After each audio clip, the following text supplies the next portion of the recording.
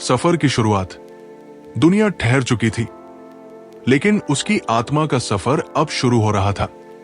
वो सफेद रोशनी अब पहले से ज्यादा चमक रही थी, जैसे उसे अपनी तरफ खींच रही हो। हवा हल्की हल्की कंपन कर रही थी, मानो कोई अनदेखी ताकत उसके आसपास घूम रही हो। उसे लगा किसी ने उसका हाथ पकड़कर आगे बढ़ा दिया हो। वो चाहता भी नहीं था, मगर रोशनी उसकी ओर बढ़ रही थी। उसका शरीर नहीं था, पर फिर भी उसे महसूस हो रहा था कि वो चल रहा है। जैसे ही वो रोशनी की सुरंग में दाखिल हुआ, उसने पहली बार एक अजीब सी गर्माहट महसूस की। ना ठंड, ना डर, बस एक ऐसी शांति जो उसने कभी जिंदगी में महसूस नहीं की थी। अचानक उसके सामने यादें तैरने लगी। उसकी मां की हंसी, बचपन का घर, पहली नौकरी, पहली मोहब्बत, पत्नी की मुस्कान, सब कुछ एक एक करके उसके सामने तस्वीरों की तरह दिखने लगा। जैसे कोई कह रहा हो, देख लो, ये थी तुम्हारी कहानी। फिर वही आवाज जो उसने पहले भी सुनी थी, तुम अभी पूरी तरह नहीं गए हो। उसने घबराकर पूछा, कौन हो तुम? मुझे यहां क्यों बुलाया गया है? आवाज फिर गूंजी, क्योंकि तुम्हें अभी बहुत कुछ समझना है।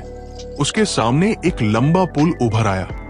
नीचे कोई नदी नहीं, बस अंधेरा और अंतहीन गहराई। और पुल के दूसरी तरफ एक रोशनी जो उसे बुला रही थी। अचानक उसके सामने एक परछाई दिखाई दी, एक आकृति, न पूरी इंसान, न पूरी रोशनी। उसने पूछा, तुम कौन हो?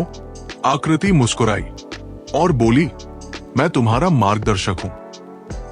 हर आत्मा के साथ कोई न कोई चलता है ताकि वो खो न जाए। वो चौंक गया, क्या मैं सच में मर चुका हूं? मार्गदर्शक ने कहा, शरीर मर चुका है, आत्मा नहीं। मौत सिर्फ एक बदलाव है। उसकी आवाज शांत भी थी, गहरी भी, जैसे वो सच कह रही हो, जिस सच से हम हमेशा भागते हैं।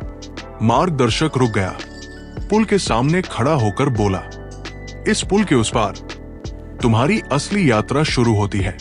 वो थोड़ी देर तक चुप रहा, फिर बोला, पर तुम्हारे पास एक विकल्प है।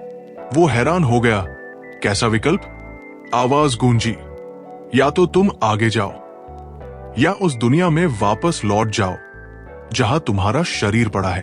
उसका दिल धड़क उठा। अगर आत्मा का दिल होता है तो? उसने याद किया, उसकी पत्नी, उसका घर, उसके सपने।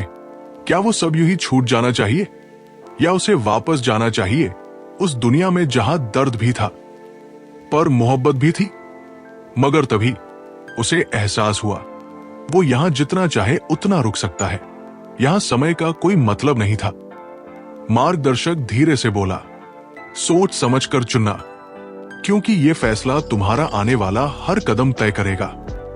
हल्की हवा चली, रोशनी और गहरी हो गई, और तभी दूर कहीं से एक और आवाज आई, बहुत जानी पहचानी, बहुत गहरी, जिसने उसे चौंका दिया। वो आवाज थी उसकी पत्नी की।